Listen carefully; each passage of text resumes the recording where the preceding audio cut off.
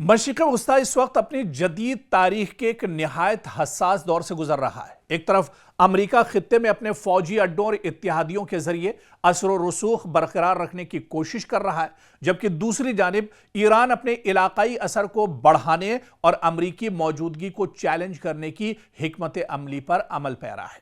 इस सूरत हाल ने एक बार फिर यह सवाल पैदा कर दिया है कि क्या खलीजी अरब ममालिक की दहाइयों पुरानी सलामती की पॉलिसी नाकाम हो रही है।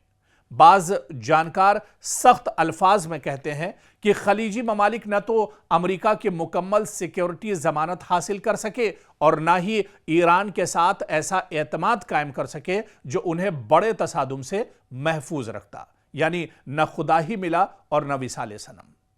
आप देखिए कि 1979 के ईरानी इनकलाब और फिर खलीजी जंगों के बाद सऊदी अरब, बहरीन, कतर, कुवैत और मुत्तहिदा अरब अमारात जैसे ममालिक ने अपनी सलामती के लिए बड़ी हद तक अमरीका पर इन्हिसार किया, जिसकी वजह से खित्ते में अमरीकी फौजी अड्डे कायम हुए, जदीद अमरीकी हथियार खरीदे गए, दिफाई मुआहदे किए गए, फजाई दिफा के लिए पैट्रियट और दीगर जदीद निज़ाम नस्ब किए गए।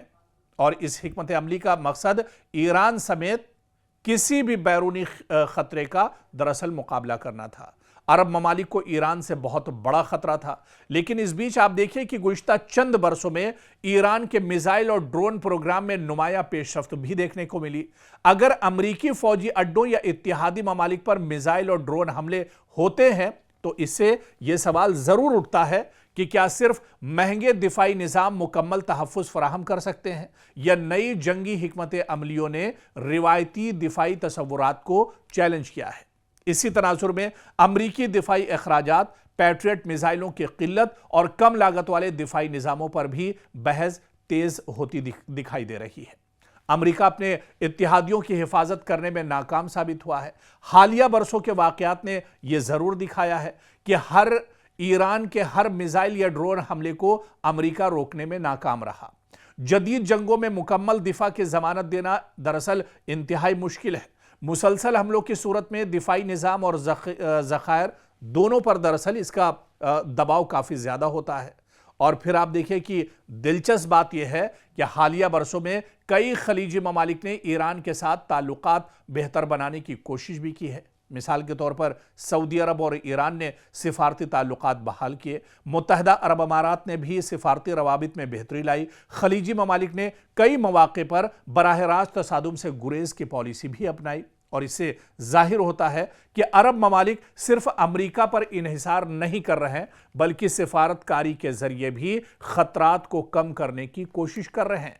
और यही वजह है कि बाज़ दिफाई और सियासी तज्ज़ियाकारों का ख्याल है कि अगर ईरान, अमरीका और इजराइल के दरमियान कशीदगी मजीद बढ़ी तो खलीजी ममालिक अमरीकी फौजी अड्डों की मौजूदगी की वजह से बराह रास्त खतरे की जद में आ सकते हैं। तेल की तंसीबात, बंदरगाहें और अहम इंफ्रास्ट्रक्चर निशाना बन सकते हैं। सरमायाकारी, सयाहत और मईशत मुतासिर हो सकती है। अबनाए हुर्मुज़ में कशीदगी आलमी तिजारत को मुतासिर कर सकती है।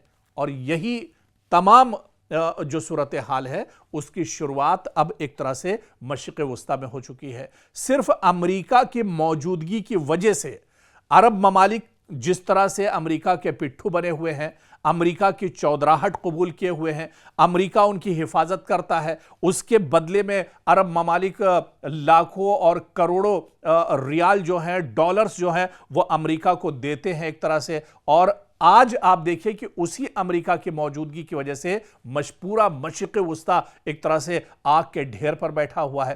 पूरा मशरिक़ वस्ता अब एक तरह से खतरनाक सूरत हाल पूरे मशरिक़ वस्ता में अब एक तरह से बन चुकी है। और यही सूरत हाल अगर बनी रही तो आने वाले दिनों में पूरे मशरिक़ वस्ता में हालात और ज़्यादा ख़राब होंगे।